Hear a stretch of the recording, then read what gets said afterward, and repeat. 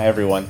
Welcome to Watch It Play Table Talk Back. My name is Rodney Smith. This is our Christmas 2013 edition.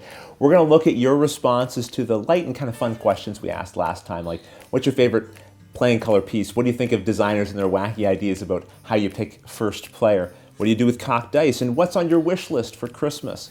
So let's dive right in. Glenn here writes, I believe the spin for it landed on me, so I will go first. Yes, let's stop right there for a second. It wasn't until I was editing the video from last time that I realized just how long that spin for it spun. And it landed on you guys. Well, Glenn thinks it landed specifically on him. Let's see what he says here. We usually have a standing rule that whomever won at the game last goes first, if we can remember. Though we find ourselves teaching games a lot, so often we let it go in order of letting other folks see how it plays first. Glenn, I don't even know why I didn't think of mentioning this. I do a very similar thing. For whatever reason, people feel a lot of pressure even in a first game, or they can, and I like to take that pressure off. A lot of the time I'll say something like, listen guys, the first game doesn't count. Don't worry about winning. It's really hard the first time you play a game to know what kind of cards are going to come up, what are the different strategies I'm going to see, and what am I going to figure out as I go along. And I like, personally, the first game for myself to not have to be worried about competing. And I want other people not to be thinking about that as well, because I'm often doing just experiment to see what the game can let me do and what I can achieve. Now, regarding cocked dice, Glenn says, we don't have a house rule, but because we're not savages, we basically play like that. That is to say, if the dice is cocked or falls off the table, then roll it again. Though now I will probably make it a couple versus cardboard house rule, though a piece of me dies when I roll a success and then have to re-roll to a miss. Blurg. Yes. That is painful, but listen, it cuts both ways, Glenn. You roll that terrible roll and it's cocked a little bit, you get to re-roll and maybe it gets better. And I do want to mention Glenn is a co-host of the wonderful, wonderful series, Couple versus Cardboard. They have a website where they do reviews and things. We also have a YouTube channel. I highly recommend you check them out. I do all the time. I'll put a link on the screen here and in the description if you'd like to. So let's see who we have next here. Michael D says, what is your favorite Christmas movie? Wait, that's not one of the topics. My favorite Christmas movie. Die Hard. No, probably not Die Hard, although I do like Die Hard. Something more traditional. Christmas Carol with Alistair Sim. I think that's probably my favorite rendition of it. And I don't know, I'm just a sucker for that end of the movie when he wakes up and he's just thrilled with life and he gets that second chance. I think that's just a wonderful, wonderful story. J Power 2010 says, to decide who goes first, we fight to the death. For cocked dice, we fight to the death. To decide which color, we fight to the death. As of yet, I haven't lost a duel. I believe you, because otherwise you wouldn't be writing this response to me. I wish you continued success in your fights to the death. Seth Van Orden says, first player, I always add a single six-sided dice to every game, six-sided die, I believe is the correct way of saying that, to every game that doesn't have a die component. It's easy and fast, and it can be cheaply added in every game box. I haven't done this, but I have to be honest, for some games I have considered it. Games I play regularly that don't have some kind of start player rule or that has one that's just ridiculous. So good tip, good tip. Guy Fast, well, I use my fists. Okay, another violent one. No, actually he has this means something else. He says, put all the different colors in your hands and let one of them drop. That's the start player. I actually think this is a great idea. So if you have, I'm the blue player, you're yellow, or whatever, we take all of our starting pieces in one person's hand, shake them up, pick one of them out, that person's the start player. I love that. I'm gonna use that when I don't have the little spin for it thing with me. Michael Vandergag says, the best way to decide the first player, everyone holds their breath. Last one to pass out is the first player. Michael, you are a terrible, terrible person. That's why I love you. No, Michael is a part of my local game group. I just thought that was funny. Michael Rudd says, Twilight Imperium is the game I would most like for Christmas. It's a game I would love to own but will never get for myself because I'm far too practical with my game purchases. I know I would love it, but it wouldn't make it to the table that often due to the long play time, and it is just a bit too expensive. I think gifts of this nature are among the best gifts to give and receive. Something a person would really love, but just can't bring themselves to buy because it's a little too expensive or impractical. Michael, I don't really have a lot to add to what you said there. I think you said it very well, and I agree. It's a really wonderful treat to get something for Christmas that you've held off getting for yourself because it just didn't seem like a sensible gift, and then someone gives it to you, and you don't have to overcome that hurdle. And now you have it, and you don't have to make excuses for yourself. I think that's great. Stay Cat says, we often try to pick color pieces based on the color shirt that the person is wearing. That's clever, simple. I like that one. Ozymandias 566 says, I actually love the weird ways to pick first player that comes in many games today. A lot of them are really funny and thematic. Well, then you're going to want to stick around to the end of this video because we had a video submission that I think you'll agree with. Ricky Royal, I like the first player to ask how we decide who goes first. I don't know what you said after that because I was hypnotized by the spinny thing. Yes, that spinny thing distracted a lot of you. Listen, Ricky Royal is another person that I want to give as a gift to you guys at Christmas. Sort of like Couple versus Cardboard, just a great YouTube channel that you really owe it to yourself to check out if you haven't yet. Does wonderful playthroughs and instructional videos, and just a really nice guy as well.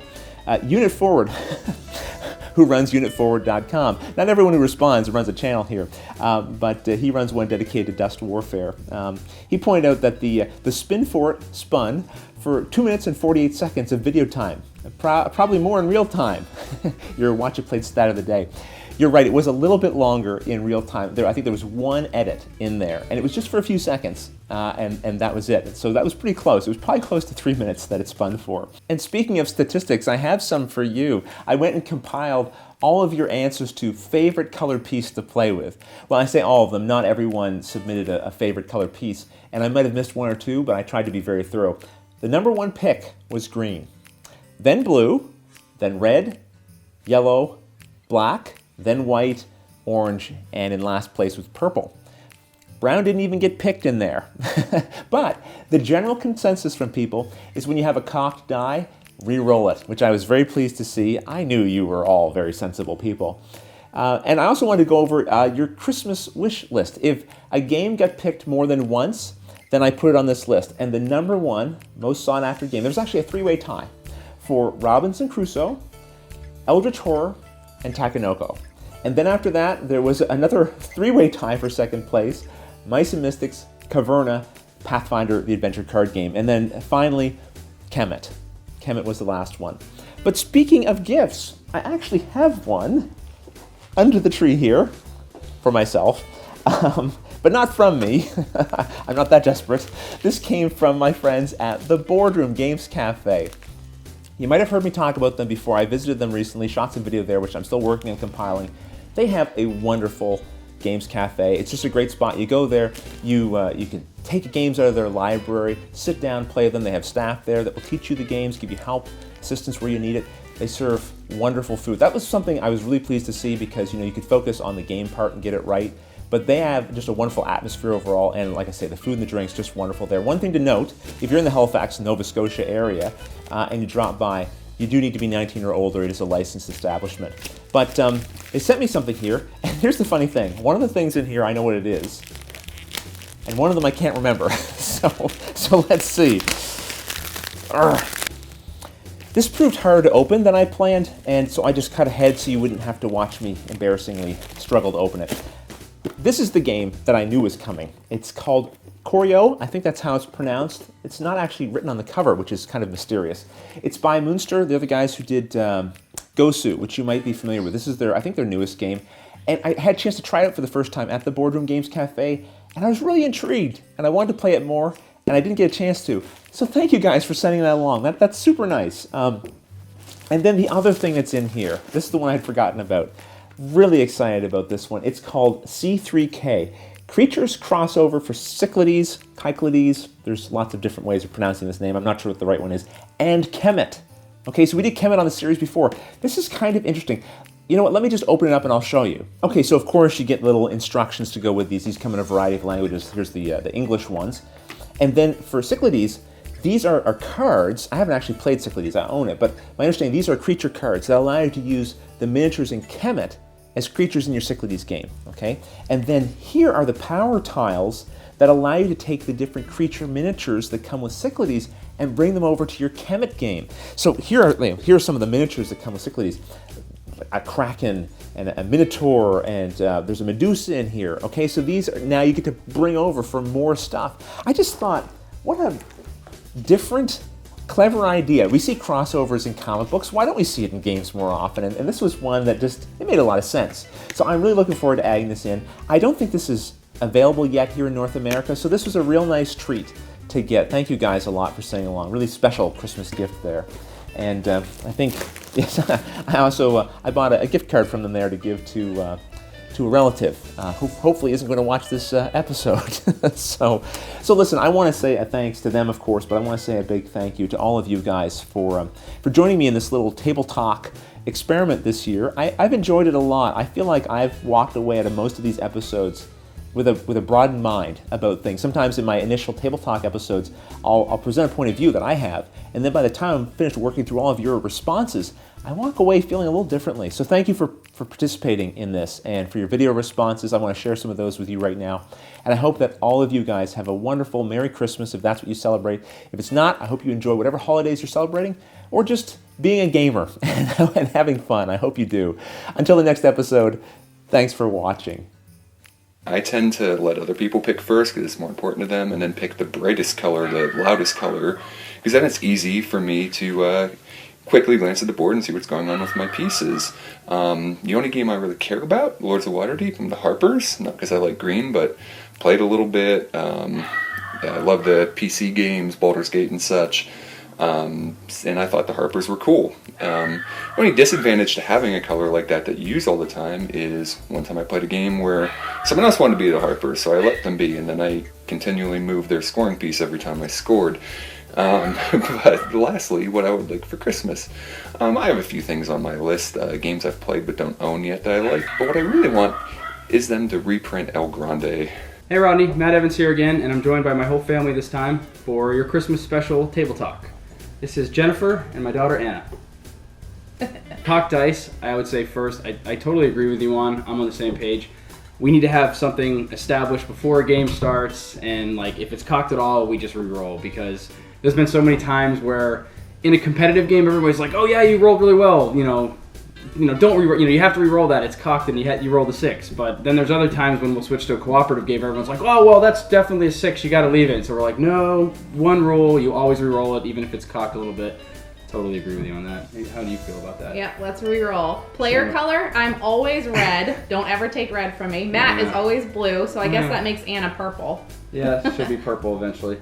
Well, see, yeah, I usually go for blue, but I will make the argument that if I play something other than blue, that player that's playing blue should be watching me extra carefully, because I'll probably move their pieces. It's happened many, many times. Games I want for Christmas, I'll answer that now too, but I actually really want Cyclades, the sort of prequel of sorts to Kemet, because I'm really enjoying Kemet. I played it at a convention a couple of weeks ago, and with my first 5-player game, and it was so much fun, and the whole game was like an hour and a half long, and it was just, ow!